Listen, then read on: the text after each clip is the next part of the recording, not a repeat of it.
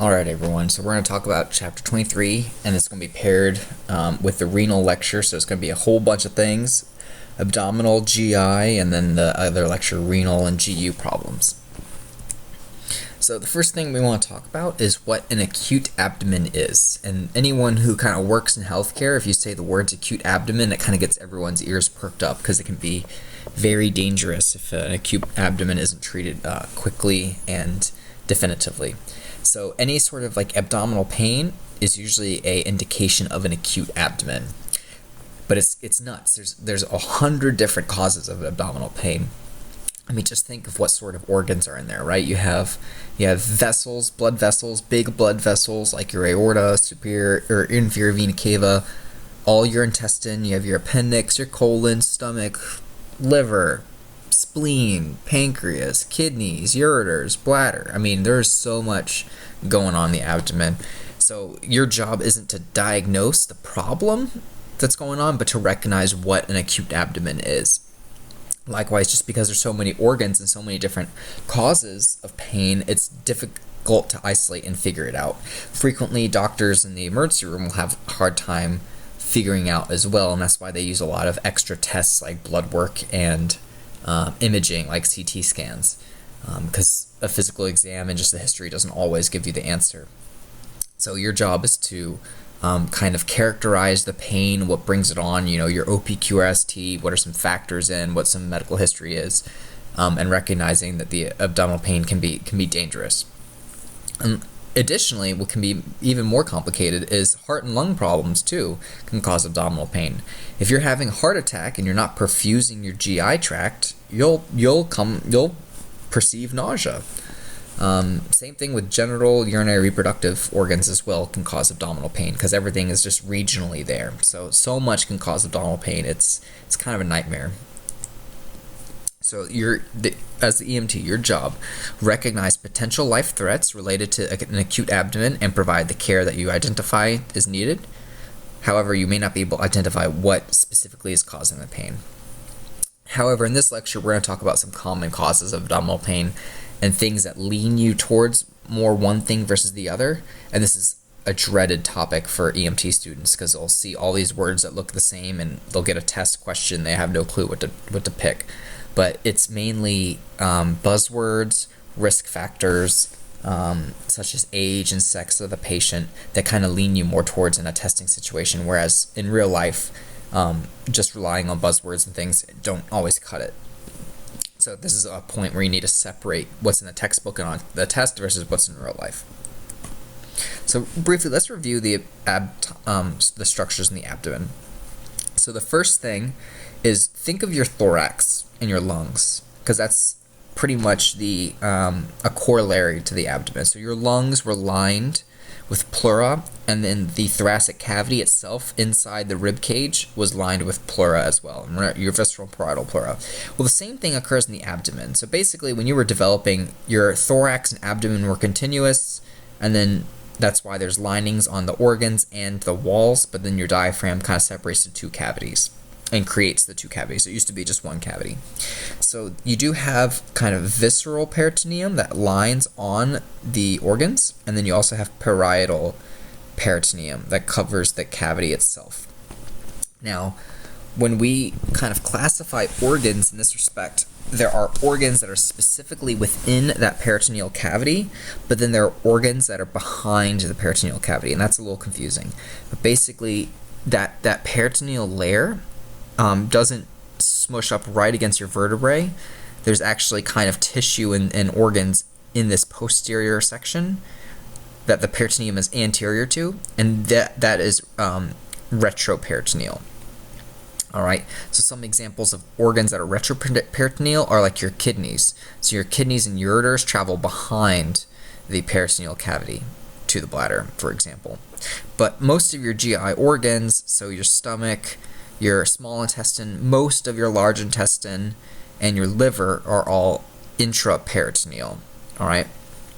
Additionally, kind of the peritoneal cavity has a folding to it, and it creates these omentums, which is just like kind of fat curtains that lie anterior to all the organs. So you've probably seen pictures of kind of this gobbledygook of fat laying in front of things, that's kind of a reflection of the peritoneal lining. One more thing to note is the blood vessels and lymphatics and nerves don't originate in the peritoneum. They travel from the retroperitoneum, so your aorta and your vena cava are retroperitoneal, and they send blood vessels and nerves into the peritoneal cavity, but they're covered in peritoneum as they go in, and that's what's called a mesentery.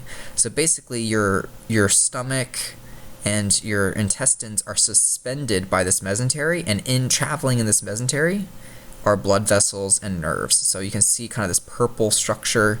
This is mesentery, kind of suspending your intestines all in this cavity. And if you actually were to open up someone's abdomen and try to pull out the intestine, you would find one part of the intestine is free floating and the other part's attached to this mesentery structure.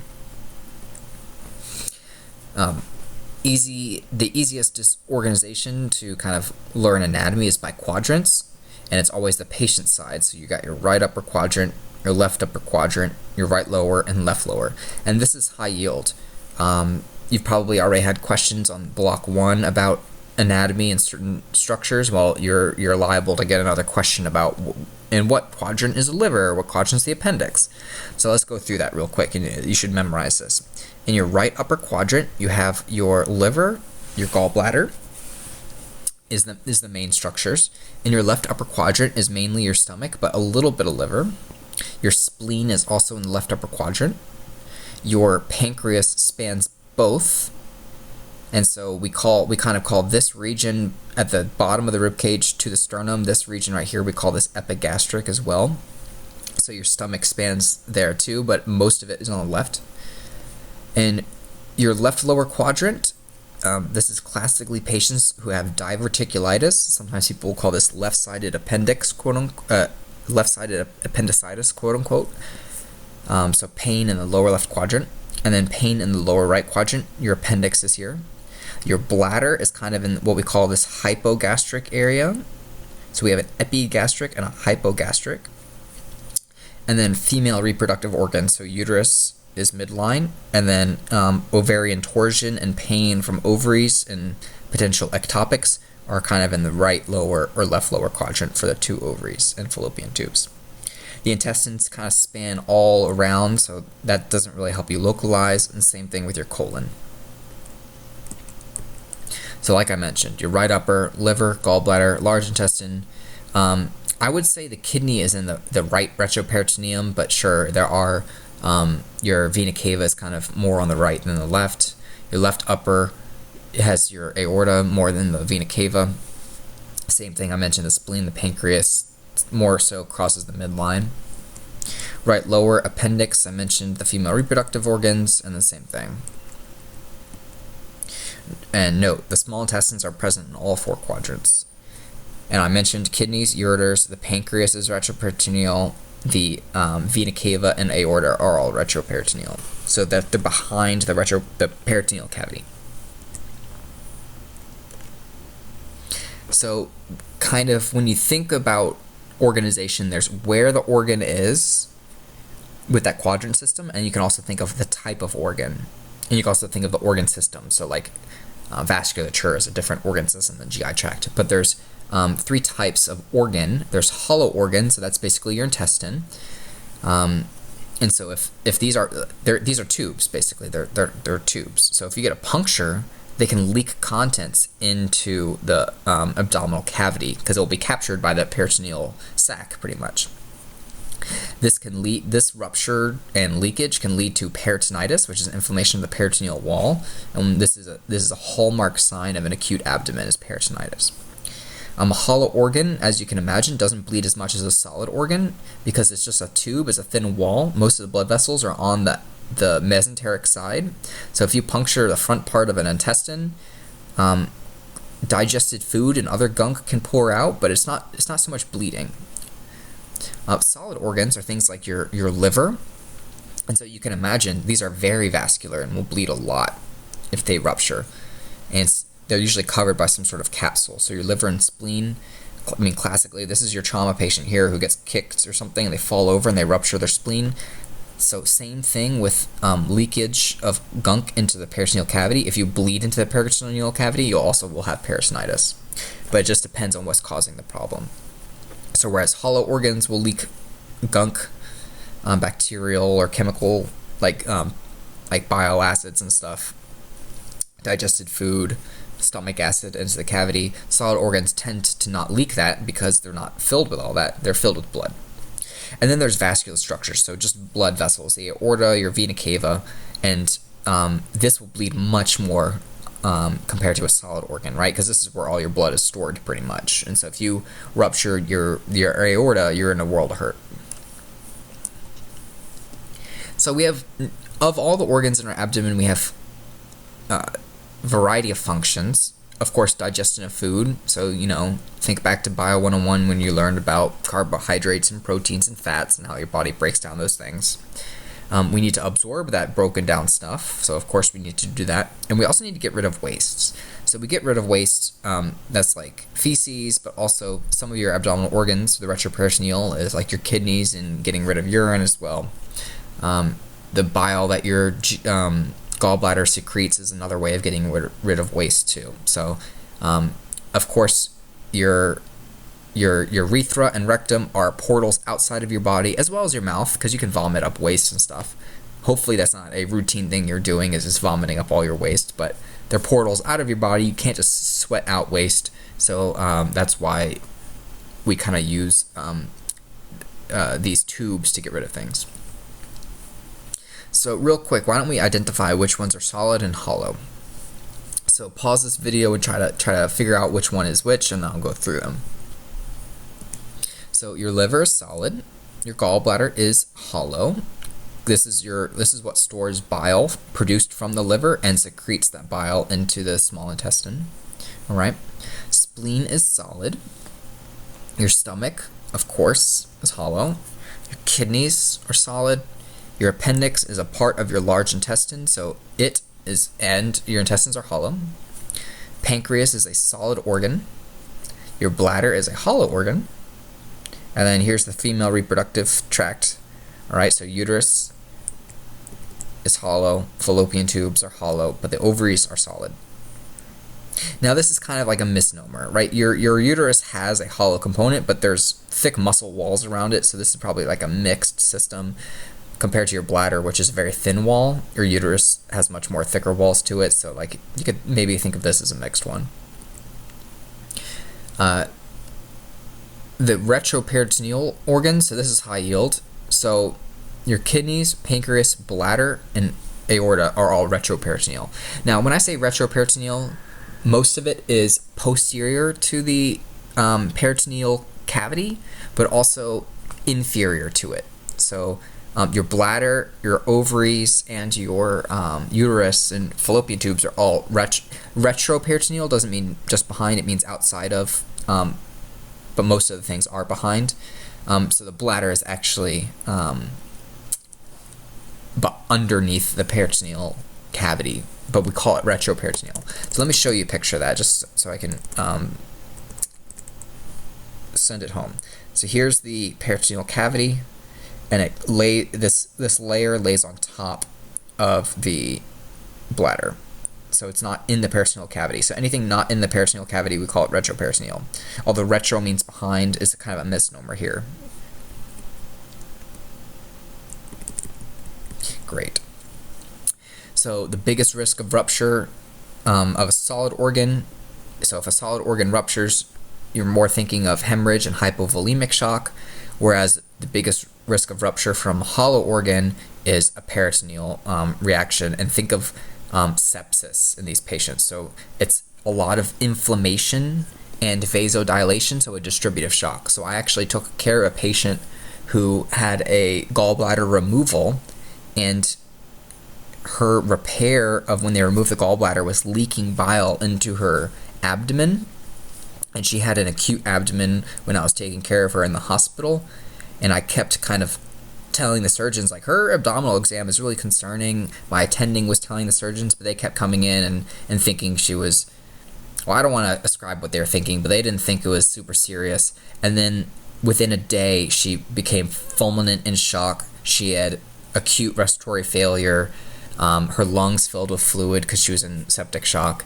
It was pretty terrible. So just the inflammation of your peritoneal wall from like a chemical or bacteria can cause severe sepsis. So let's talk about pathophysiology of how abdominal pain manifests. So there's three kind of things. There is mechanical forces, stretching, and this is high yield because any sort of tube that gets blocked, your body will sense pain. So you've probably had gas pains before, and you can kind of feel your intestines kind of squeezing a little bit, and then all of a sudden the pain is released because your intestines are squeezing against kind of an obstruction a little bit, like a transient obstruction, and then as soon as that wave of peristalsis passes that obstruction, the painful stimulus is gone, and then it kind of comes and goes. It's kind of like that kind of colicky type of pain. So you can have stretching of the peritoneal wall as well can cause pain. The obstruction is a mechanical force, that pressure buildup. This is classic in kidney stones. So kidney stones, we describe those patients as having renal colic. And just like your GI tract, your intestines having peristalsis, your ureters have peristalsis. And so if you have a stone in the middle of your ureter, you'll have waves of peristalsis of urine that are meeting that blockage, and so they have waves of pain. So sometimes that kind of character of the pain can tell you, is this in a hollow organ or not? You can have inflammation, so you can have inflammation of the peritoneal wall, inflammation of the wall of the bowel, inflammation of the liver, like in hepatitis, and then you can have ischemia. So if you actually have a blockage of blood flow to an organ, just like your heart and just like your lungs with a PE, that can manifest in pain. So kind of break it down into kind of three kind of mechanisms of pain.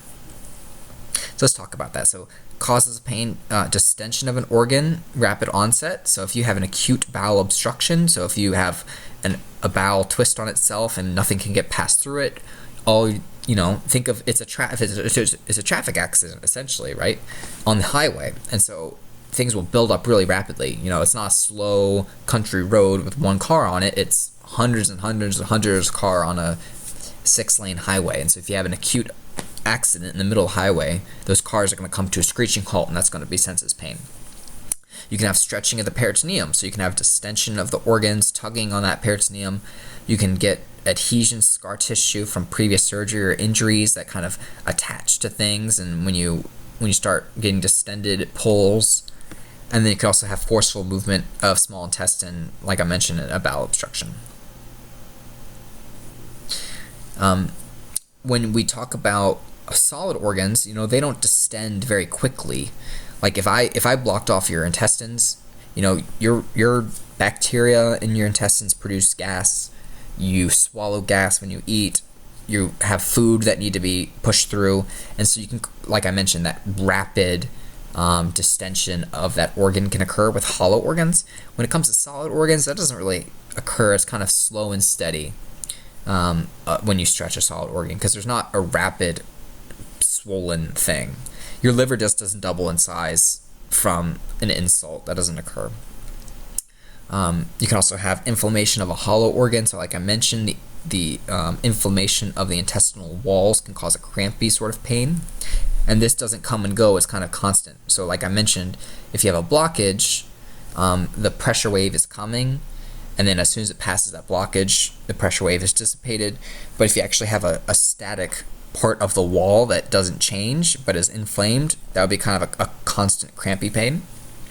And then ischemia, when you have a blockage of blood flow, it's kind of steady, but then it becomes suddenly severe because tissue is physically dying, is infarcting, just like in your heart. If you block off blood flow to your heart, it's going to start dying. Same thing with a intestine section. If you start infarcting that tissue, is going to die, and your body senses dying tissue as extremely painful. So we were talking about visceral pain. So when we talk about viscera, that means the organ itself, not the peritoneum itself, but the organ. So visceral pain can be caused from ischemia, that makes sense. Inflammation, that makes sense. You can have an infection, so you can have infected gallbladder, infected liver. You can have an affected appendix, or you can have an obstruction as well. So like I mentioned, like a bowel obstruction. Organs have a lot of small fibers but the pain in this is kind of aching, dull, less severe than what we were just talking about. But the thing is, it's poorly localized. Like if you have inflammation of your intestine, your body can't pinpoint the exact thing, the exact region that intestine's hurting. Like I mentioned, you're in small intestines in all 4 quadrants. And so you kind of have, your body kind of just has this diffuse pain associated with your whole belly when you have kind of visceral pain. Your body can't pinpoint it. So differentiate visceral pain from somatic pain. Somatic pain is I step on a nail, my brain has a whole homunculus map that can map exactly what part of my body is affected, because I have nerve fibers that are different types that send signals from that nail puncture right to my brain, and the exact pinpoint on my body map is made. That is different than visceral pain. Visceral pain is kind of poorly localized, kind of a generic ouch sensation. And frequently, visceral pain fibers will hijack or will kind of hitchhike with somatic pain fibers. And that's why you have what's called referred pain that is occurring from a visceral organ perceived on the somatic map. So classically, you've probably heard of people who complain of heart attacks, complain of jaw pain or left arm pain. Now that's weird, right? If my heart is dying, why is my brain interpreting it that it's my arm or my jaw? Well, the reason is the visceral fibers that innervate your heart hitchhike with the pain fibers from your arm or jaw. And so your brain can't tell the difference. It's just finding an electrical stimulus. And so your brain will say, oh, it's my arm that's hurting, when in reality it's your heart. Well, this is classic for abdominal organs because those visceral fibers will hitchhike with a variety of different parts of the body, and that is super high yield. So we'll talk about referred pain from different organs, and you have to memorize that because these are classic findings. All right. Likewise, any sort of upset to your GI tract can present with nausea and vomiting, and that should make sense, right? Because those are organs that are going to be most likely affected by nausea and vomiting as a compensatory response, right? If I have a toxin in my GI tract, nausea, vomiting, that toxin could be causing pain, and so I'll present with nausea, vomiting to try to rid my body of that toxin, or to not ingest more with the nausea. So that's the visceral pain. So the parietal pain is the peritoneum on the body cavity wall itself. So this can be associated with irritation, inflammation in the peritoneal lining. So like I mentioned, if you spill out digested contents into your cavity, that will affect the parietal peritoneum because just gravity. The peritoneum has many sensitive nerve endings. It's more somatic than it is visceral in this situation. And this pain is often sharp, knife-like, intense, and constant. I don't know if you've ever had appendicitis or anything, but you can frequently localize at one pinpointed side. So this is usually localized to one side. And these patients are in so much pain that they don't even want to move.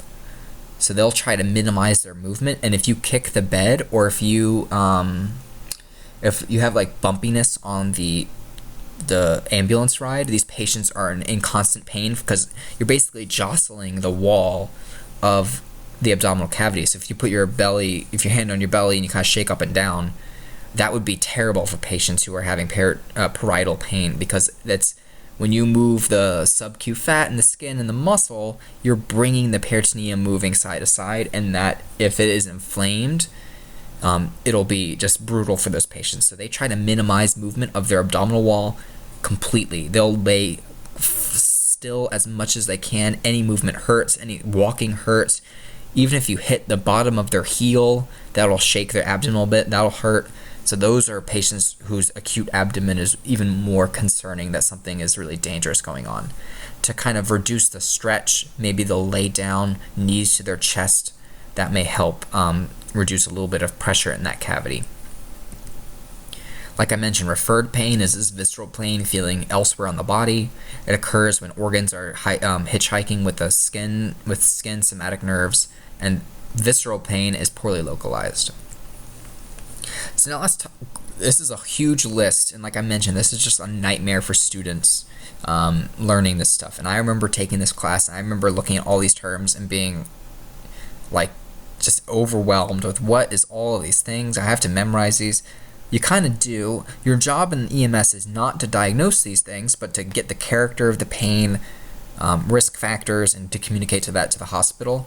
But on a test, you're going to have to identify these things because they're going to give you textbook presentations of these disorders. So what I would recommend is either flashcards or really high yield bullet points for each disease process, and then risk factors or buzzwords, and memorize those, because then you'll get the questions right on the test.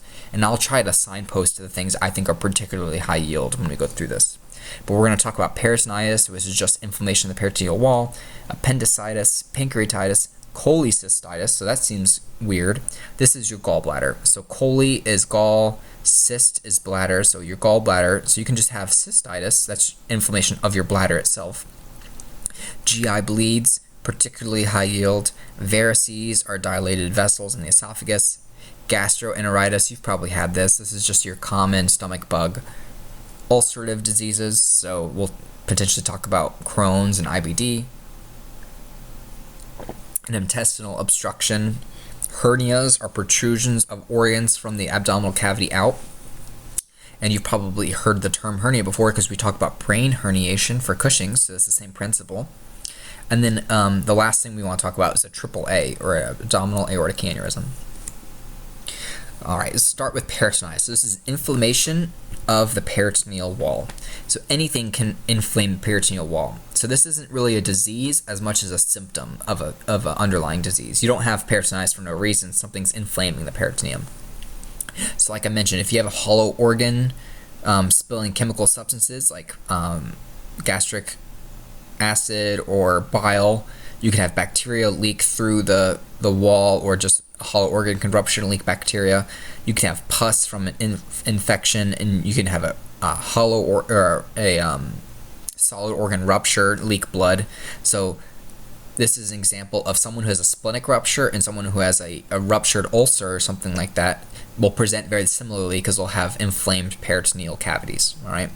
So this isn't really a disease, it's kind of a sign of a disease.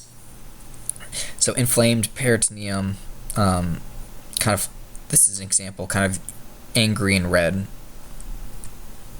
So some signs and symptoms, abdominal pain. So spoiler alert, pretty much any sign and symptom that we talk about here is going to present with pain, so that's low yield because it's obvious, right?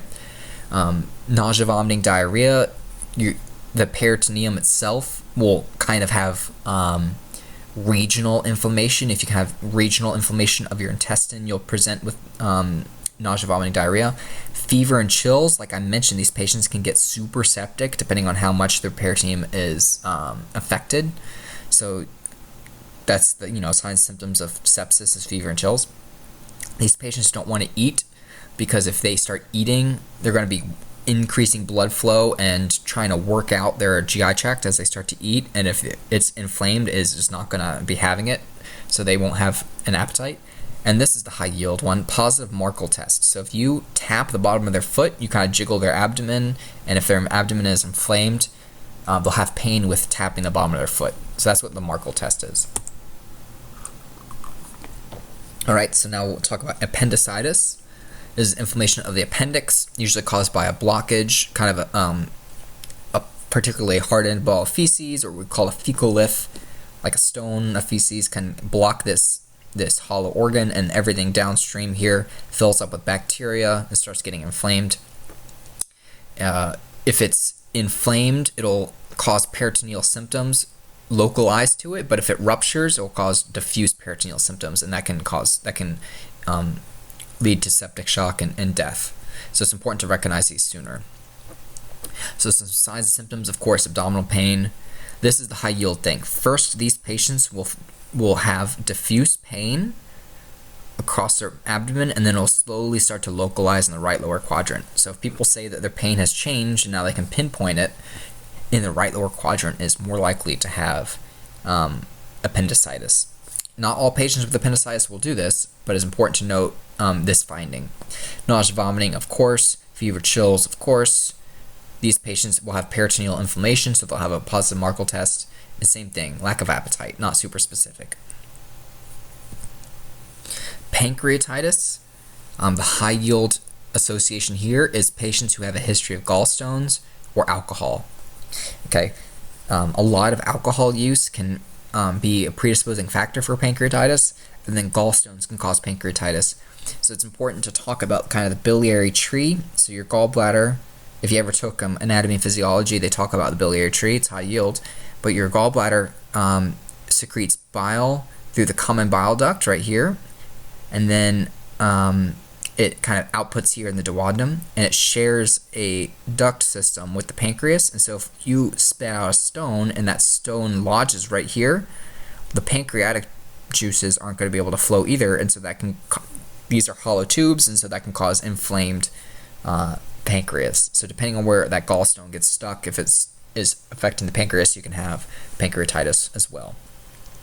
And think of what your pancreas does. So your stomach secretes acid to help break down proteins, but your liver, the bile, helps break down fats, and then the pancreas secretes peptidases that break down proteins. Now imagine if this lumen of this vessel is disrupted and those peptidases leak out into the tissue of the pancreas. Can the enzymes, the pancreatic enzymes, tell the difference between ingested food and your own body? No. So your pancreas, if it gets pancreatitis, is basically digesting itself, and is absolutely terrible because there's really nothing you can do to treat it. You kind of have to ride through it, and it can cause permanent damage. And so sometimes you can have necrotizing pancreatitis where it's just burned out if you get repeated pancreatitis flares. So those classically occur in people who have gallstone history, because the gallstone can block it, or alcohol, because alcohol for some reason predisposes people to having pancreatitis. So that's the high yield.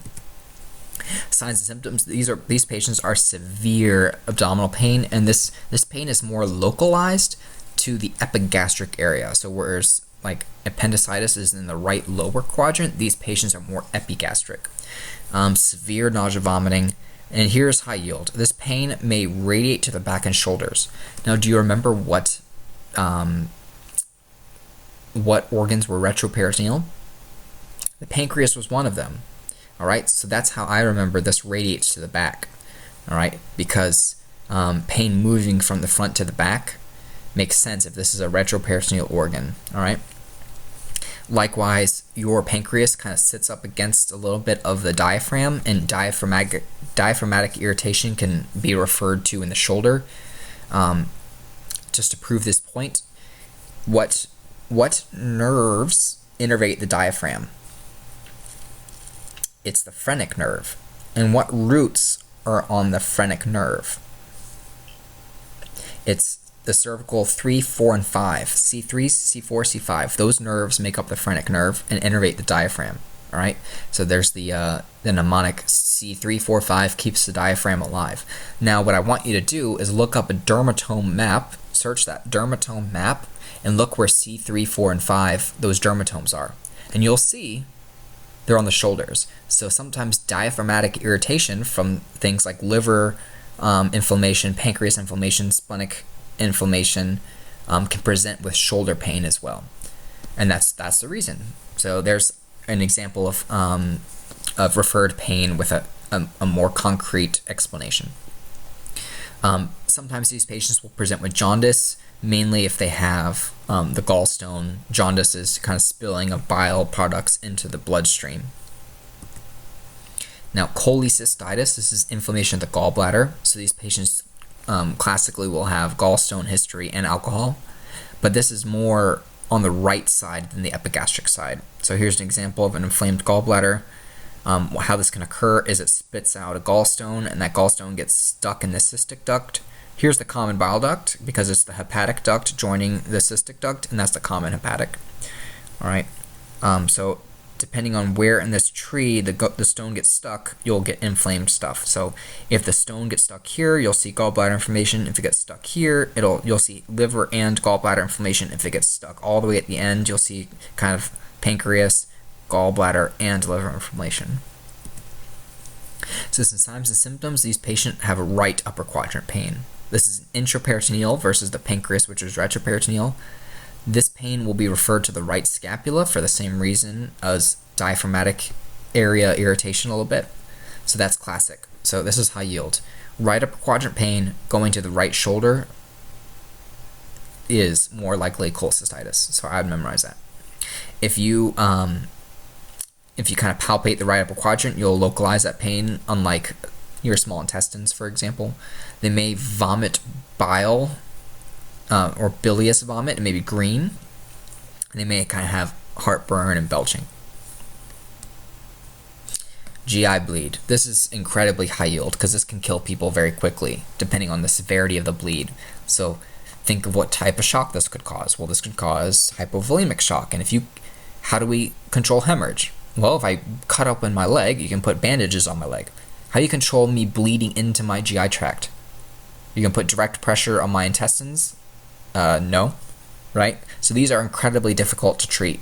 And patients frequently, if they have severe GI bleeds, will die, or they will require surgical removal of whatever is bleeding. So there's a lot of morbidity associated with GI bleeds. So the important kind of delineation of a GI bleed is where it occurs. We delineate where it occurs based on it's an upper GI bleed or lower GI bleed. Upper GI bleed is things like your esophagus, your stomach. All right, so those would be ulcers in your stomach. You can have gastritis, just inflamed, the inflamed stomach lining, and you can have varices. And varices are enlarged, engorged veins in your esophagus that, if they rupture, can cause massive GI hemorrhage. A lower GI hemorrhage, so what differentiates upper and lower is the duodenum. There's a structure called the ligament of Treitz, which separates your duodenum from your jejunum, essentially. And so any bleeding proximal to the ligament of Treitz is an upper GI bleed, and any bleeding distal to the ligament of Treitz is a lower GI bleed. So any small intestine bleed, essentially, your large intestine bleed, your rectal bleeding, that's lower GI. All right. So we'll talk about diverticulosis, which is outpouchings of your large intestine that can bleed, and hemorrhoids are, of course, enlarged. You can think of hemorrhoids like a varices, but in your rectum, essentially. They are engorged veins in your rectum that can bleed. So some terms we use to kind of qualify symptoms are hematemesis. That is, hema is blood, temesis or emesis is vomiting. So you can also have hemoptysis. That's coughing up blood. So hematemesis is vomiting blood. You'll either see it being bright red or partially digested. Sometimes people will say coffee ground emesis is the same thing as hematemesis. So if you see someone vomit up stuff that looks coffee ground, that's partially digested blood. Super gross, smells super bad, but that's important to figure out if someone's just vomiting like stomach contents from, they have an upset stomach, versus are they vomiting bile, bilious kind of green stuff, or are they vomiting up blood and having hematemesis? Now, these are two terms that students get confused a lot, so I would memorize the difference between them because this is high yield. Melena is a dark, tarry stool of decomposing blood, whereas hematochezia, there's hema, so that's bleeding. Chezia is kind of, I don't actually know the root word of what it is, but it's just passing stool with blood on it. So bright red blood and stool. All right, so melena, if your stool comes out and it's super dark and kind of tarry, sticky, that's melena, and that's because your body decomposes fully the blood and mixes it in with the stool as it is being formed. So you can imagine, if I bleed in my stomach, if I vomit it out, it might be coffee ground. If it actually goes through my GI tract with my food or whatever and slowly kind of gets broken down like everything else and is mixed in with my stool, that'll be melena. So upper GI bleeds tend to present with hematemesis or melena. And then hematochezia is normal stool that's kind of coated in blood. All right, so bright red blood on the stool. So lower GI bleeds tend to present with hematochezia. Now these are not 100% rules of thumb. All right, A brisk, a very fast upper GI bleed can present with hematochezia, and a very slow lower GI bleed that occurs in the small intestine can present with melena. But it kind of leans you in more one direction or the other depending on what's going on. So here's an example of hematemesis. You see kind of coffee ground emesis here. Wow, this is just so... Golly, Lynn, this is so disgusting. Okay, melena. So here's dark tarry, hematochezia. So you see normal stool here, a large amount, but you also see bright red blood sitting on it. So signs of GI bleeds, I want to get off this slide immediately. Signs of GI bleeds can be hemorrhage and shock, and of course decompensating as soon as possible. Golly, that was pretty gross. I'm like drinking coffee here. I don't want to be eating anymore. Ugh. Okay, esophageal varices. So these are bulging veins in the esophagus. So this is an endoscope in the esophagus, and you can see right here are giant veins that are kind of filled and gorged with blood. You can think of these like becoming mini vena cavas, so to speak. And so if you rupture vena cava, you're going to die pretty quick. Well, same thing here. If these veins are supposed to be normal and small and are suddenly bulging with blood, if you rupture these, you can bleed very quickly out and die. So these classically occur in patients with heavy alcohol use and cirrhosis. That's end-stage kind of liver disease, scarring of the liver. And what happens is your mesenteric blood flow, so we mentioned that those mesenteries, the arteries and veins that kind of feed into the small intestines and large intestines, that is, it travels a separate path than blood flow to your leg, for example. So blood flow to my leg, it goes into my femoral artery, and then it goes into smaller arterioles, and then it goes into the capillaries, and then it returns into the systemic vein, and then eventually that systemic vein will dump into my inferior vena cava. Well, that's different for your GI organs. You actually feed arterial blood normally into capillaries, but then those veins dump into what's called the portal vein. And the portal vein passes through the liver, and then after you pass through the liver, you go into your inferior vena cava. And so if you have a traffic obstruction in your liver from scarring, like cirrhosis, from patients who have significant alcohol use, alcoholics, blood will build up in those portal veins. But there's so if you have a traffic accident in a highway, those cars will back up behind. But let's say you had a bunch of side roads that could bypass that traffic accident. In the systemic vasculature, you don't really have those side roads, but here you do, and that's how varices are formed. So normally your portal vein, there are veins that kind of come off and go up into the esophagus and up into the stomach, and then same thing. There's actually veins that kind of go up in your rectum as well, and so scarring here can cause blood that can't go here will take a different path to get back into the inferior vena cava. And so that causes hemorrhoids if it's down near the rectum, and that causes esophageal varices if it's closer to the liver. All right, so it's the same pathology that is causing here. Scarring of the liver makes blood back up, and that blood has to go somewhere, so it's going to take different routes to get away from that traffic obstruction. And so the byproduct of that is now we have giant engorged veins here, and you can think every time this patient eats, or maybe they start vomiting, they're retching, and that acid comes in contact with this, any sort of dangerous stimuli to here could rupture it, and they can just bleed all that blood into the GI tract. And like I said, you can't control bleeding really if it's an internal organ, because you can't put direct pressure on the esophagus. You can't get your hand down there, so these are incredibly hard to treat. So some signs and symptoms of a variceal bleed is hematemesis. That should make sense, because if they ingest all that blood from their esophagus into their stomach, they will feel sick and vomit it up. They probably won't have pain in their abdomen, because that's not where they're bleeding. They're bleeding into their esophagus and their stomach. These patients may go into shock. So here's all the shocky symptoms, right?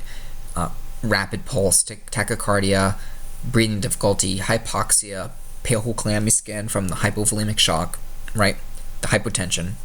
And then if you have chronic liver disease, you'll probably have some stigmata of chronic liver disease, so jaundice in the eyes or skin.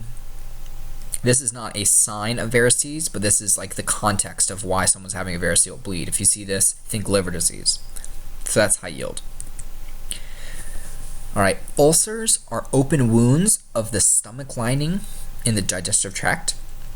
It can be caused by too much acid. I actually don't think this is super well understood. If our bodies with evolution weren't designed to cause ulcers to ourselves. It's mainly this Helicobacter pylori, which actually kind of eats away at the normal layer.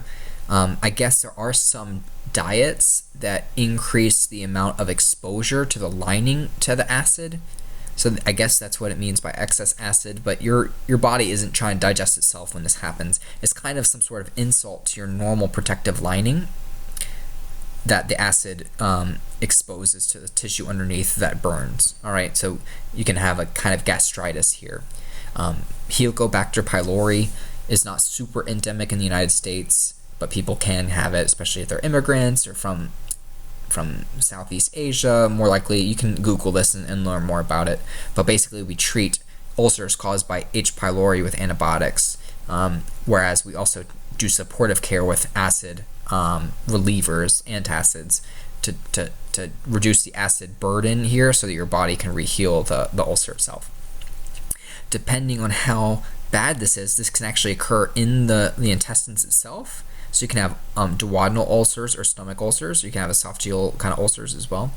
But if this becomes a full layer ulceration and pierces the wall, that's when people get super sick and shocky and almost die. So they call that perforation. So the hollow wall perforates, and then you spill out acid or stomach contents and bile and all that stuff, either here or here into the peritoneal cavity. That's when people get super sick really quickly.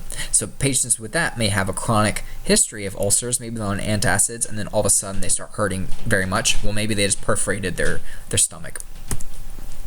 So signs and symptoms, like I mentioned, sudden onset.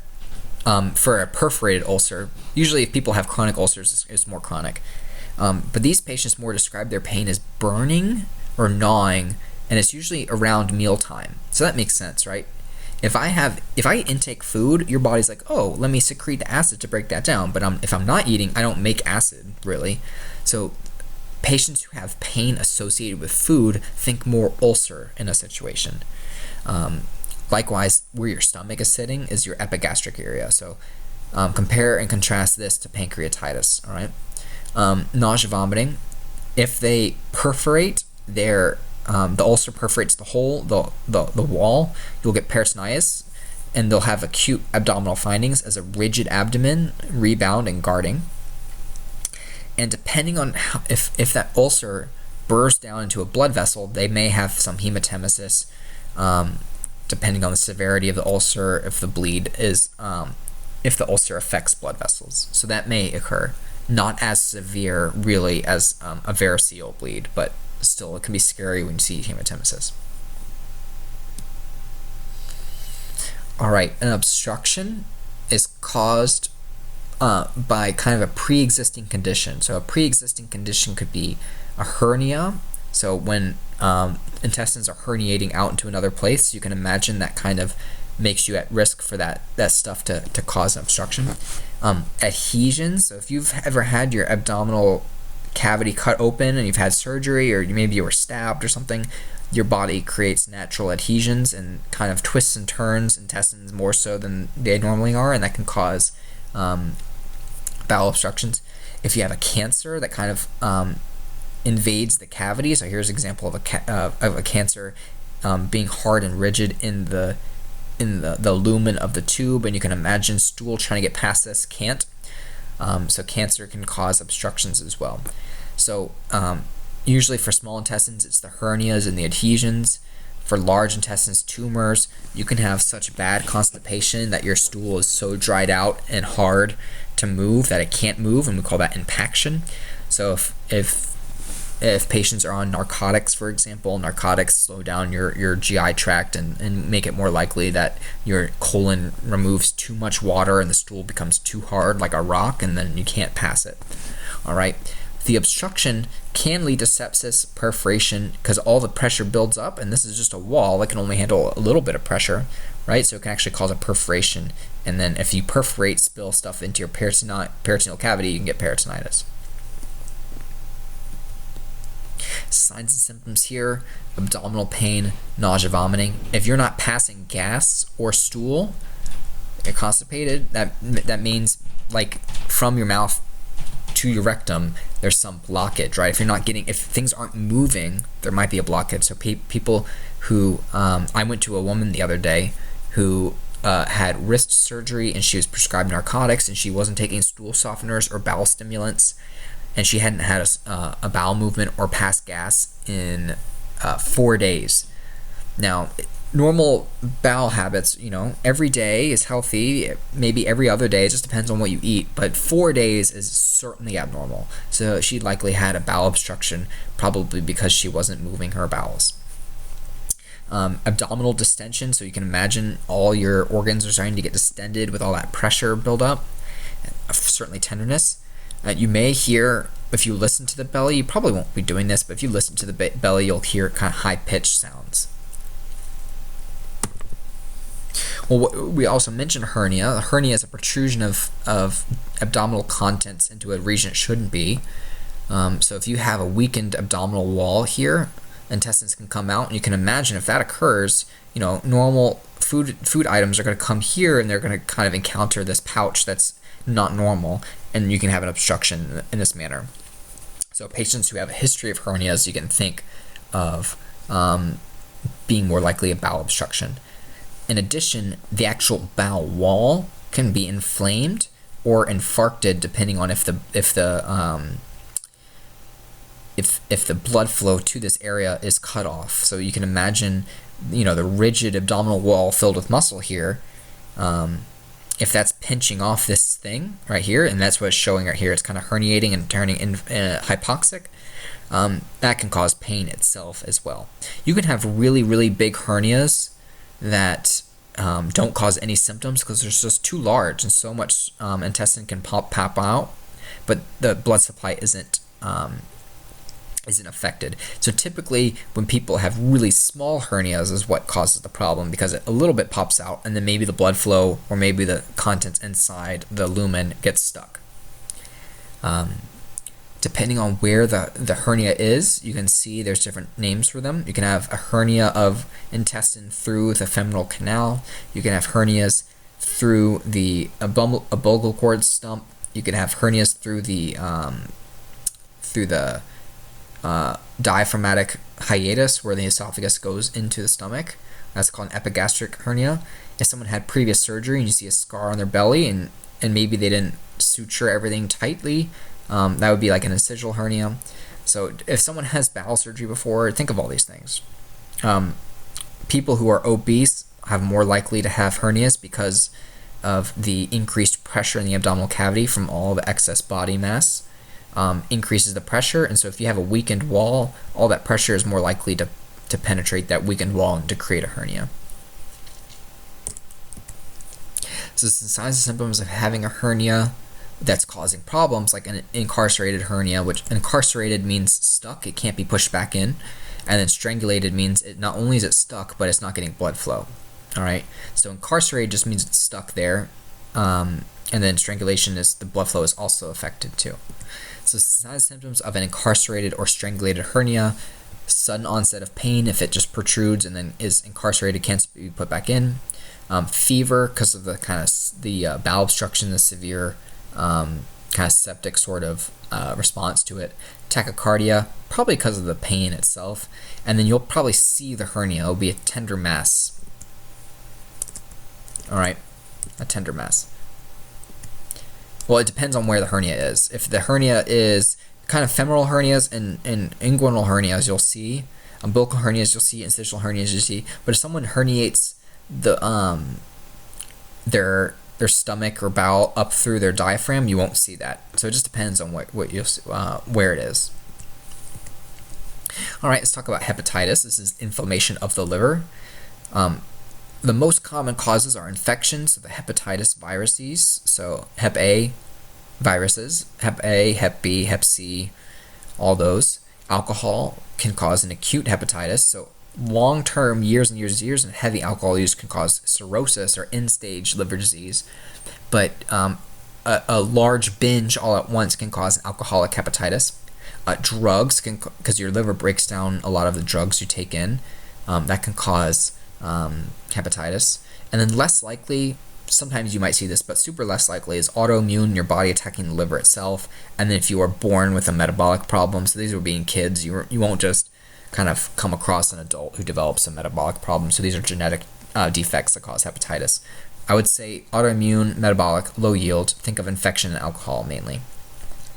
Signs and symptoms of hepatitis, it's kind of like cirrhosis, but that gets better. So these patients who have an acute onset of jaundice, clay-colored stools, now that's kind of weird. Well, your liver creates bile. Bile helps break down foods, but there's a byproduct in bile that gives stool its dark brown color. So if your liver's inflamed and not creating bile, your stool will be more clay-colored. So that's kind of high yield. Vomiting, so all that extra bile that's not being dumped into the GI tract is funneled into the urine instead, and so you'll see super, super dark urine. And then also fatigue. All right, these patients will have right upper quadrant pain. You may actually be able to feel the liver, and it may be tender to palpation. That's more suggestive of hepatitis. Right upper quadrant. A triple A. This is an abdominal aortic aneurysm. Remember, this aorta is retroperitoneal, so it's behind the peritoneal wall. And the dangerous thing about this, an aneurysm is like a ballooning out of the blood vessel wall. All right, so a ballooned, enlarged region of the aorta is dangerous because that high pressure, if it ruptures, you will bleed immediately out, and you will die from hemorrhagic shock. So normally this will begin with a maybe aortic dissection, so you'll learn about aortic dissections with the cardiovascular lecture, but a tear in that interior wall, and if you start bleeding into that tear, that rapidly distends that wall, and if the wall itself into the retroperitoneum ruptures too, all that blood, all your cardiac output is just being poured into that space. This can be very life-threatening. So this is signs and symptoms of a AAA. So someone who has a chronic AAA, they'll have a gradual low lumbar groin pain. So this is weird. Lumbar, we're talking about the abdomen. Well, remember, this is retroperitoneal. So think of people with low back pain, potentially. They may describe their pain as tearing. That would be the dissection going on. They may have mottled or spotty skin because they're not, all the blood vessels right here, all these blood vessels that are coming off, feeding stuff to your abdominal wall and your intestines are being not getting enough blood due to the aneurysm, so you might see that. If someone is hypovolemic, you'll see pale, clammy skin. They may have decreased femoral pulses. Oh, that's cool, right? Because here's your iliac arteries that go into your femoral arteries, and so if you have blood collecting here or pouring out into your abdominal retroperitoneal area, you'll have decreased pulses down here, right? If you palpate a pulsating mass, that's high yield for a AAA. All right, so when you're doing your abdominal exam, if you find something that's kind of pulsating and large, think a AAA. And if it has burst, there'll be a rigid, tender abdomen. All right, so take a quick minute to kind of recoup yourself. That was a lot. I kind of try to make the things that are super high yield notable. But now we're going to go through some cases, and I want you to think of flags in those cases of what's high yield and risk factors or buzzwords that lead you to believe, right?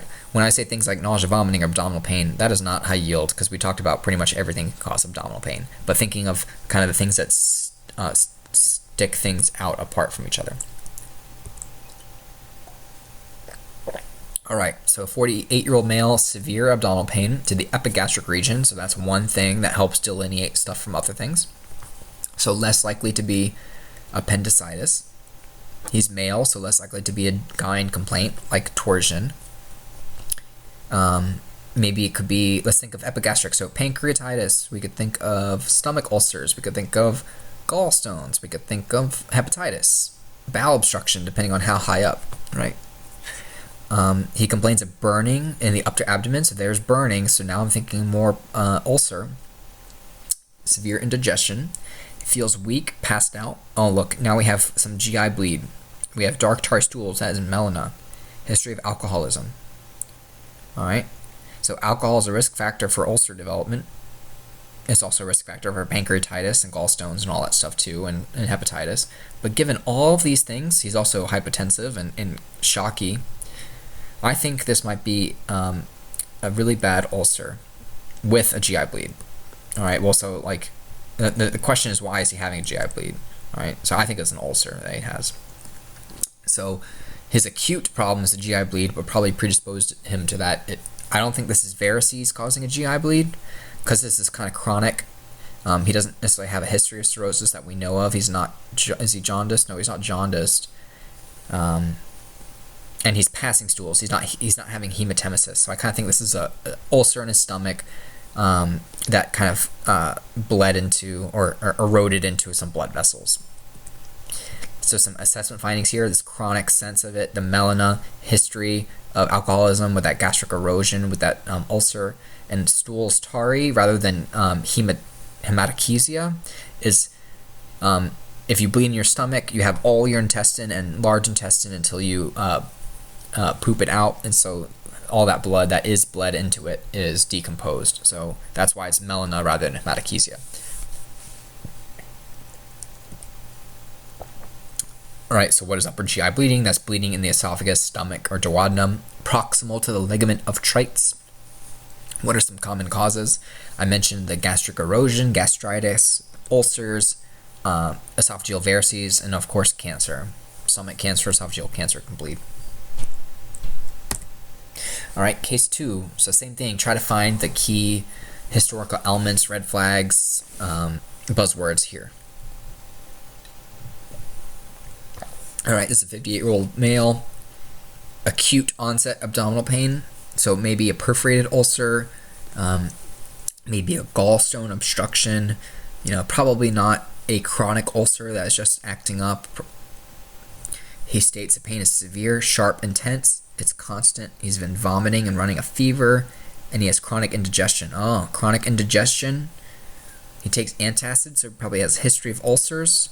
The Markle test is positive. So what does that tell us about his abdomen? He's peritoneal. All right. So chronic acid exposure in his stomach that is now an acute change, that is severe pain in his epigastric region with Markle test, peritoneal signs. I think this guy has a perforated ulcer. So inflammation of that peritoneum from the ulcer. He has a sudden onset of pain, non-specific vomiting, diarrhea, fever, chills, just from the inflamed peritoneum. The Markle test is a hint at the peritoneal inflamed. So what are some causes of peritonitis? Well, he could have had a ruptured appendix. Well, that doesn't make sense. He didn't have right lower quadrant pain. You could have gallstones can cause a little bit of peritonitis, but he doesn't have a history of gallstones. If he had a perforation in his colon or stomach, well, this is a perforated ulcer in his stomach, probably. And leakage of all that gunk, blood, pus, bacterial, peptidases, bile, stomach acid into that peritoneal cavity. All right, same thing. Let's do this one.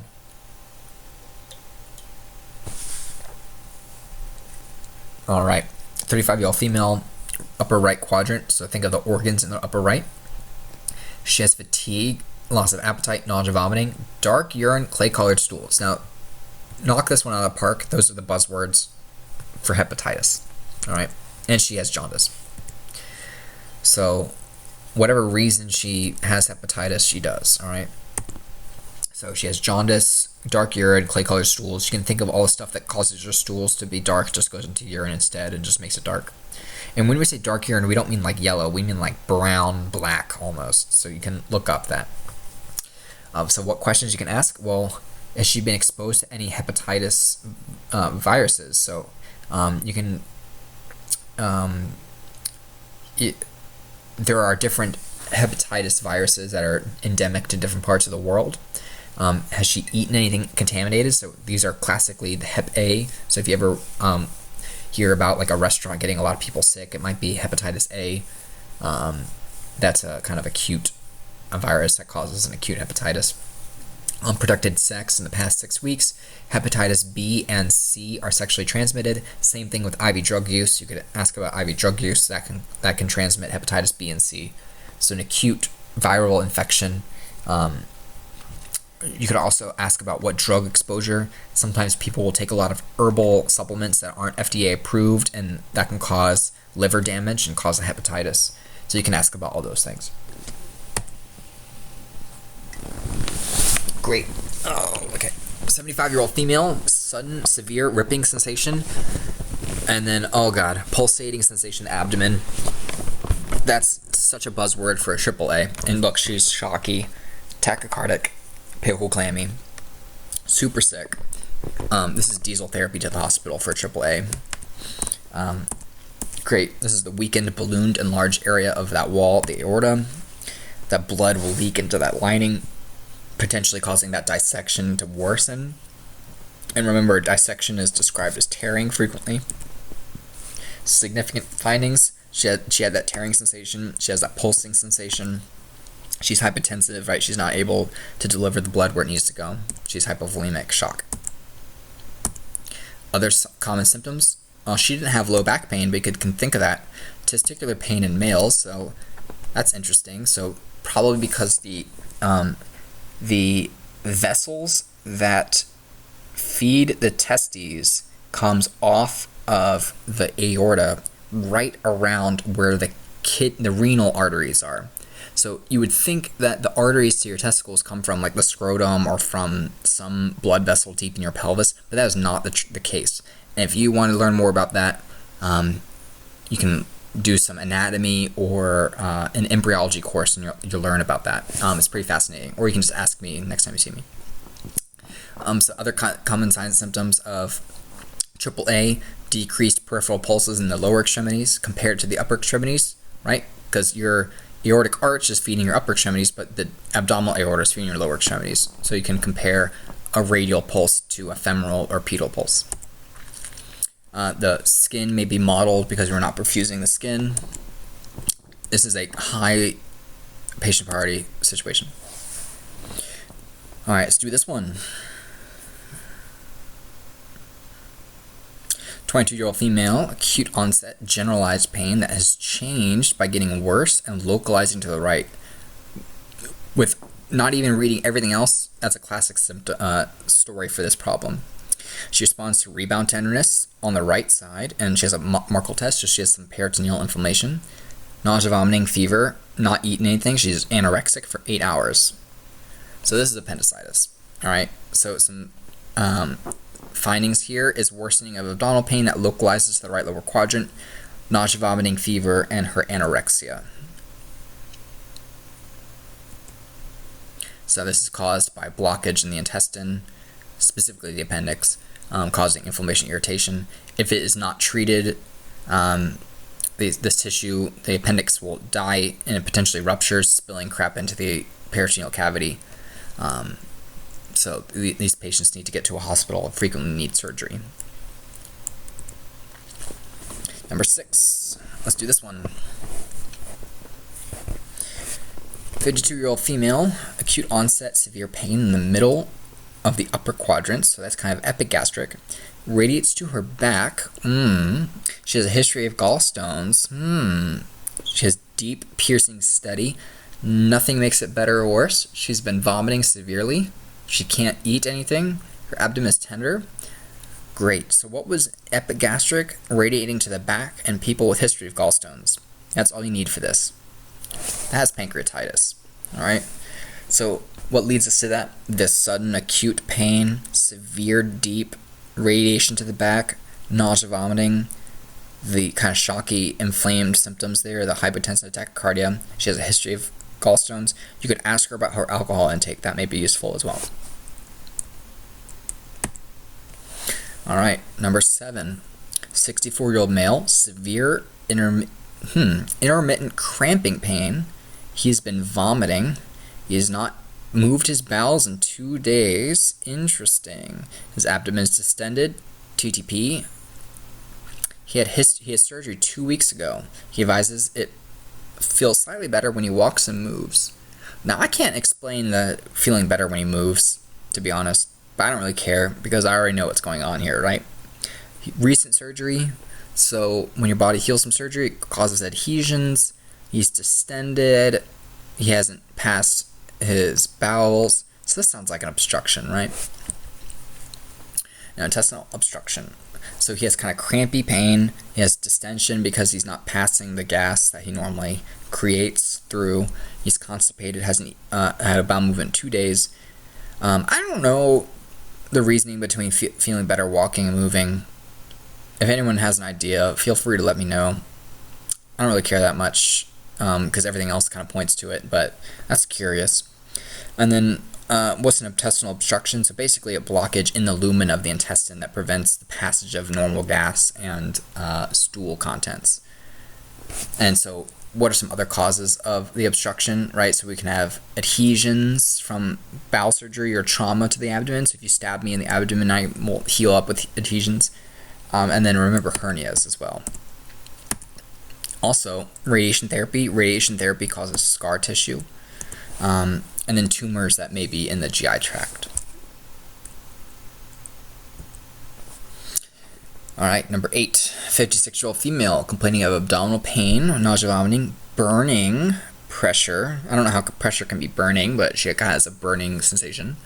2 hours ago, she began vomiting coffee ground emesis. That's a red flag here. So she has an upper GI bleed, most likely.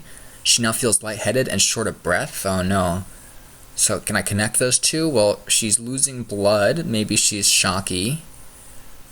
And then she has no allergies, takes ibuprofen for arthritis, and her blood pressure is hypotensive at 80. So that explains her lightheadedness and the shortness of breath because her body's working harder to deliver the blood that she does have because she has an upper GI bleed. So whatever blood she has left has to work harder to perfuse her organs, which is why she's hypotensive, tachycardic, and short of breath. But why is she having an upper GI bleed? Well, she takes ibuprofen. So do you all know the connection between ibuprofen and GI bleeds? So this is high yield. I would memorize this.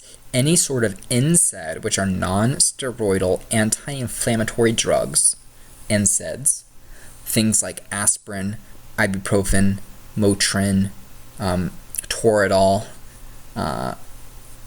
Meloxicam, Aleve, I'm pretty sure Aleve, all those medications, and some of them are brand names for others like Motrin's, ibuprofen, but those medicines kind of tear up your stomach lining if taken chronically and long term.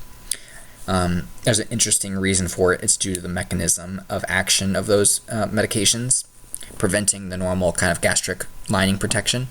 So this woman takes chronic ibuprofen, and so that's probably burning up her stomach lining, kind of a gastritis sensation, and then that acid, it's not a singular ulcer in one spot, it's probably her whole stomach lining is torn up, and now it's kind of eroded into a blood vessel. Now she has an upper GI bleed.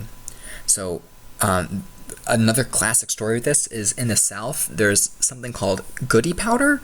Go to like Food Lion or Harris Teeter or just go to a grocery store and you'll see these packets of goody powder, and I think it's 100%, there's aspirin in there and there's caffeine in there, and I think there might be ibuprofen as well. Actually, I should look that up, but there's definitely a lot of aspirin in it, and it's sold as kind of like a quick pain relief, and it works, but some people will just chug goody powder and it tears up their stomach lining and they get ulcers or gastritis and then upper GI bleeds. So patients who have chronic pain regimens may be more likely here. So that's why they talk about alternating Tylenol and ibuprofen so you don't kind of have this problem. So this is the upper GI bleed from hematemesis and the NSAIDs with an ulcer or just general gastritis. But here we're talking about an ulcer a little bit, so an open source or breakdown of that stomach lining in the esophagus. It can be caused by H. pylori. She probably doesn't have H. pylori. It's probably just because she has NSAID, excessive NSAIDs. Additionally, alcohol kind of makes your stomach environment a little bit more acidic and breaks down your protective lining. All right, case 9. 43-year-old male, acute onset, severe right upper quadrant radiating to his shoulder. High yield. Right upper quadrant and radiating. Curious. Sharp, steady, 10 out of 10, thinks he's having an MI. He recently ate fried chicken, frequent burping, and feels nauseous. All right. So this was a little hard because we didn't actually directly talk about this, but this is acute cholecystitis. So we did talk about cholecystitis, but we didn't talk about the food ingestion with it. So any sort of fatty food, just like I mentioned, bile breaks down fat. So if you have an acute load of a fatty food, your body will sense that and try to spit out more bile to help break it down. And so if you have a stone blocking your duct, you're trying to push more bile out, and now you have a blockage. So these patients classically will have symptoms associated with fatty foods. So if they drink water or if they have a light salad or something like that, they don't tend to have pain. But patients with gallstones that are kind of partially obstructing, will every time they eat something a little fatty, they'll have right upper quadrant pain. Additionally, I mentioned the radiating to the shoulder, classic with either hepatitis or a gallstone inflammation, cholecystitis. Burping, I can't necessarily explain. It might have to do with the phrenic nerve irritation, because you have to use your diaphragm to help you burp. I don't know if I have a complete answer for that. Nausea, anytime you have an abdominal organ being inflamed, is probably going to have nausea and vomiting, right? So the key here is the fatty foods, and there's no other risk factors here about gallstones, but maybe if he drank a little bit of alcohol, if he was overweight, certain ethnicities are more prone to having alcohol or gallstone development. Females are more prone to having gallstone development than males. Those are all kind of risk factors here. Well, not in this case, but in general. But for him, it's the fatty foods and then the radiating pain that's key here. So what's the function of the gallbladder? It stores that bile. If cholecystitis is not treated, you can have a perforated gallbladder, which you will get peritoneal and need emergent surgery for. Tissue death as well. And then if that gallstone is far enough down that biliary tree, you can have pancreatitis, and you can have two problems in one, right? You can have pancreatitis and cholecystitis. No bueno. Definitive care for cholecystitis is usually they're going to remove the gallbladder. You're going to remove the gallbladder and get rid of the stone. They get rid of the gallbladder because it might be a reservoir of stones, and so usually if you have one stone, you're going to have more, so they just take it out when they fix this. Because your liver can still make bile on demand, it just doesn't need to store as much, so patients will still kind of do fine even if they get their gallbladder removed.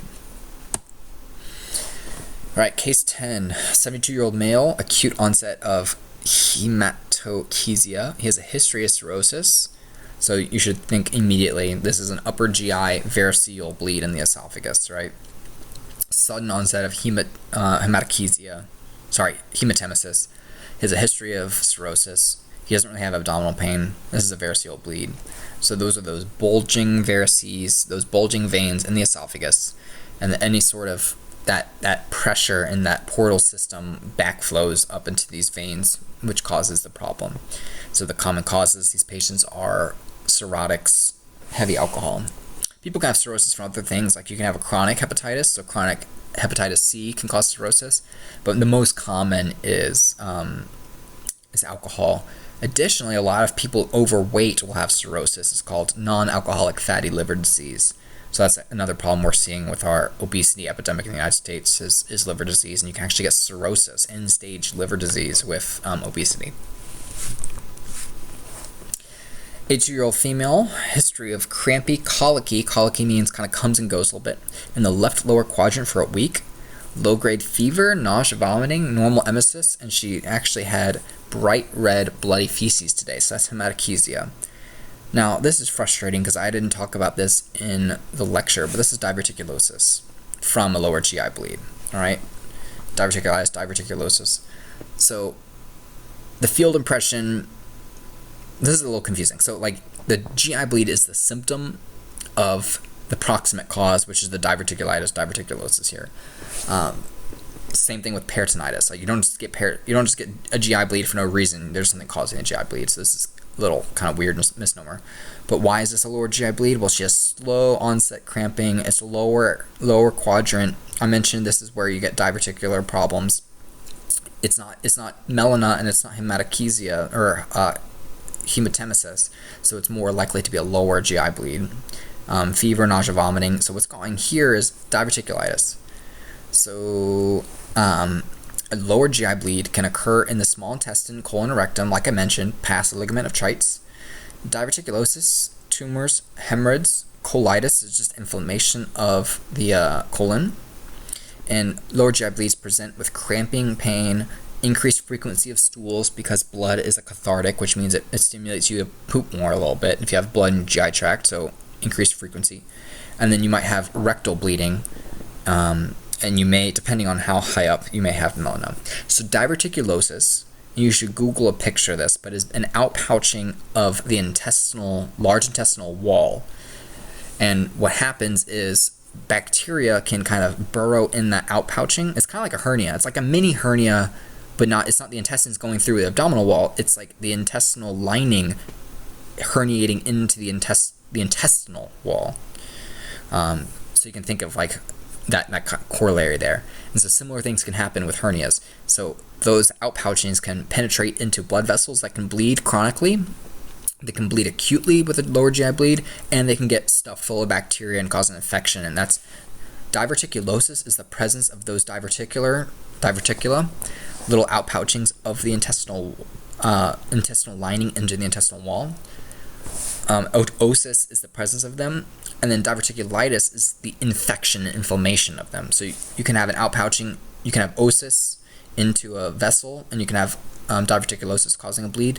And you can also have diverticulitis where that outpouching just gets frankly infected. Hemorrhoids, you're not going to be doing rectal exams necessarily on patients, but hemorrhoids are bulging veins in the rectum that can bleed, similar to a variceal bleed. All right, case 12, 10-year-old female, history of abdominal pain, cramping. She has diarrhea for 3 days, frequent vomiting. She has a fever, is weak and tired. Now, I didn't talk about this one either. It was on an earlier slide, but this is probably a viral gastroenteritis. Right? This is a stomach bug, right? Vomiting, diarrhea. She's not super sick. She's hypotensive just because she's has hypovolemia, but she's not super shocky. Her heart rate's not scary. She's also 10 years old, so 90 isn't super scary for a 10-year-old either. But remember, hypovolemic shock could be broken down to hemorrhagic and non-hemorrhagic, so this is an example of a non-hemorrhagic hypovolemic state where she's vomiting and diarrheaing. So some findings here: the diarrhea, the vomiting, the fever, slight fever, right? It's not dangerous, right? What was it? Slight fever. And then the kind of crampiness. And this is just a virus passing through the system. Frequently, sometimes we'll have outbreaks of this on campus. So when I was an undergrad, and certainly when I was in med school, there's always like the norovirus, adenovirus outbreaks at Lenore or whatever, because some employee doesn't wash their hands or whatever. So you can have outbreaks of this as well. So what is it? It's inflammation of the walls of the stomach and small intestines, either bacteria or virus. And then sometimes you can get prolonged use of certain meds that can kind of inflame your walls. Very transient. The care here is just supportive, giving fluids if they're a little hypotensive, calling ALS to do IVs. All right, we're nearing the end. 12-year-old female, sudden onset of abdominal pain while jumping rope. That's curious. Oh, here we go. A funny lump in her abdomen. Every time she goes to work out, it goes away. So this is a hernia that is going away and coming back, but now it's painful. The area is tender. This is a hernia that is stuck. This is an incarcerated hernia, and it may be strangulated to the point where it's infarcting. All right, this is a hernia. There's actually a mass that you can find. She has a history of straining. She was doing some sort of activity that predisposed her for increasing the pressure in the abdomen. She had already a predisposing weakness in her abdominal wall. So this is a hernia. Protrusion of a portion of the intestine through that wall. Some possible causes: she probably had some predisposed, for some reason, weakness in that wall. And then the major risk is strangulation, which is incarceration means stuck. So you can think of like a prisoner is incarcerated, they're stuck in jail. But strangulation, if you strangle someone, you're cutting off blood flow to their head. So same thing. If you incarcerate, a hernia is stuck, but if you strangulate that hernia, now you're impeding blood flow. All right, 70-year-old male, sudden onset severe constant pain radiating to his flank. Began as a shearing or tearing sensation. He has altered mental status. He's projectile vomiting. His abdomen is mottled and he doesn't have femoral pulses. He's super hypotensive and he's shocky. Well, this is an old guy. Old men are more likely to have AAAs, and this is probably a ruptured AAA. All right. He has shearing pain going to his back. So your back, remember your aorta is retroperitoneal.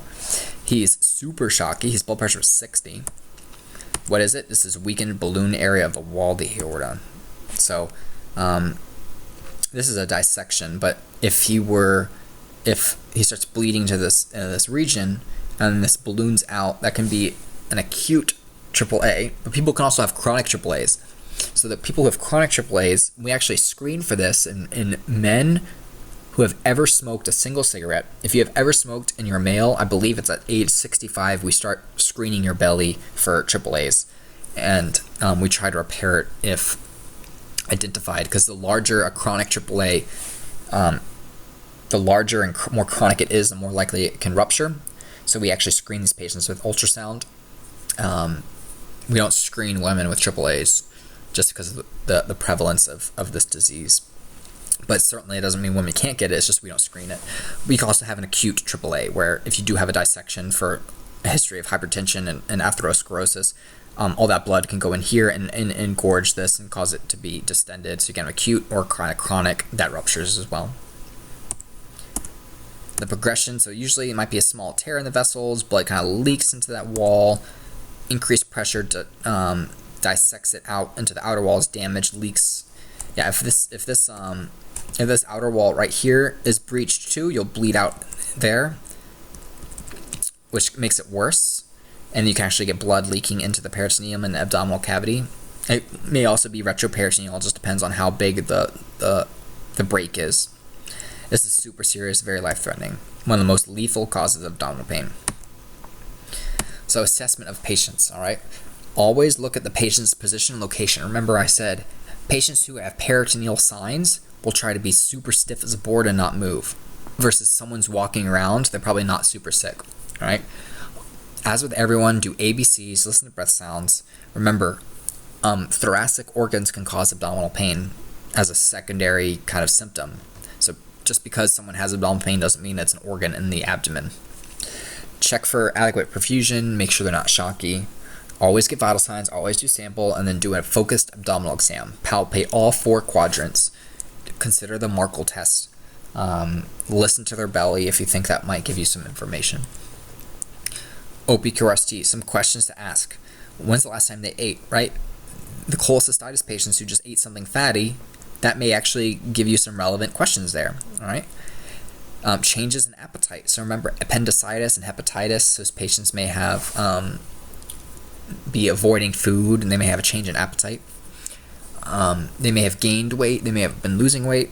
Check on nausea, vomiting, and fever, so check their temperature. Nausea, vomiting it's important to note what kind of vomiting it is. Is it hematemesis? Is it blood? Is it coffee ground emesis? Is it just a nosebleed that they're spitting up blood? Is it bile? Is it bilious vomit? Or is it just kind of yellowy, digested food kind of vomit? Have they had any diarrhea? What is the color, frequency, and consistency of their stools? All right. Is there blood in their stools? Is it melena? Any dysuria, trouble urinating? What were they doing prior to onset? If they're jumping rope and then all of a sudden they have a bulging thing going on, that could be a hernia. And then also ask any prior medical history, and then certainly ask if they've ever had surgery in their abdomen. So if they've ever had a gallbladder removed, if they have their appendix removed, if they had some GYN surgery, like they had their tubes tied, or they had a cesarean section, or they had, who knows. So if they've ever had their abdomen opened up, they're at risk for the bowel obstructions. because of the adhesions.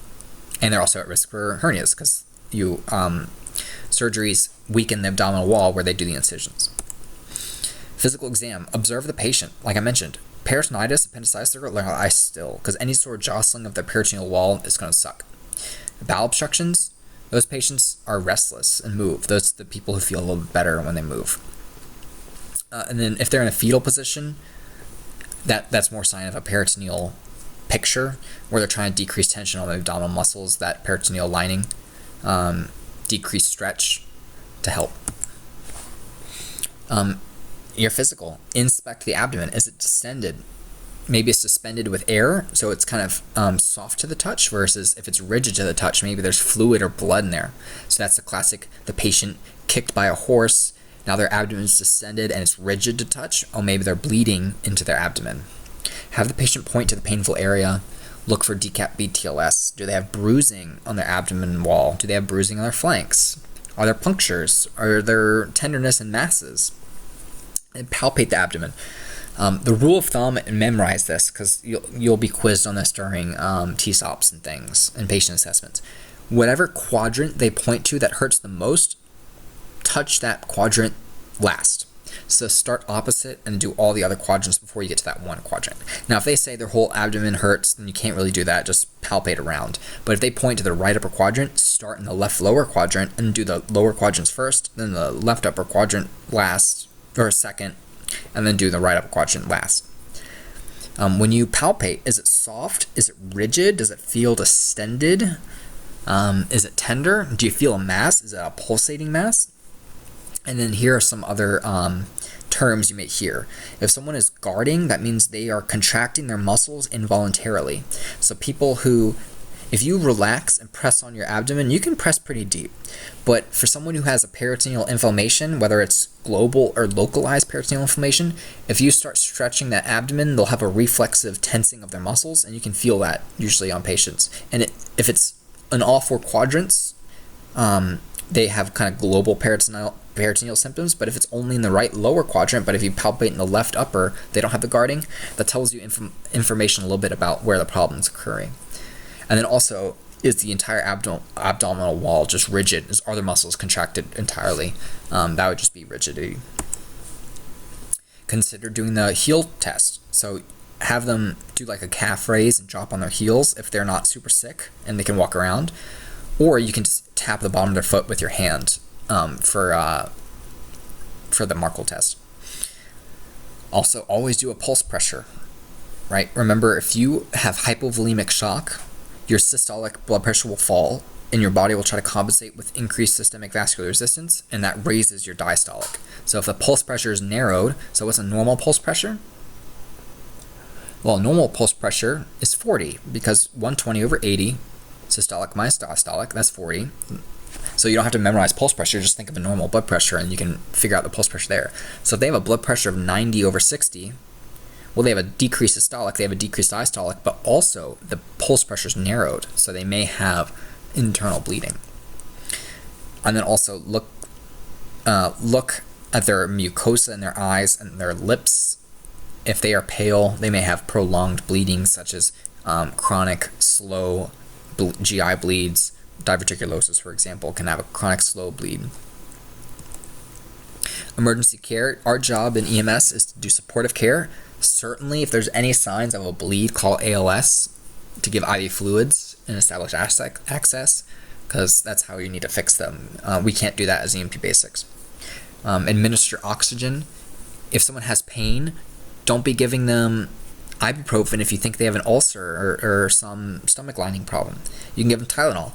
If they have a history of cirrhosis or their picture is more consistent with hepatitis, don't be giving them Tylenol, give them ibuprofen, all right? So you got to kind of pick your drug to kind of treat the problem there. If they have an acute abdomen problem, don't give anything by mouth because that will be in the stomach, and if they need to go to surgery, for example, we have to pump them. So don't be giving them like food or drink or anything like that. And then reassess these patients as often as needed. Frequently, serial abdominal exams are super useful for these patients. So keep feeling on their abdomen. Is it changing? Is it getting better? All right, and feel free to ask me any questions in person or via email.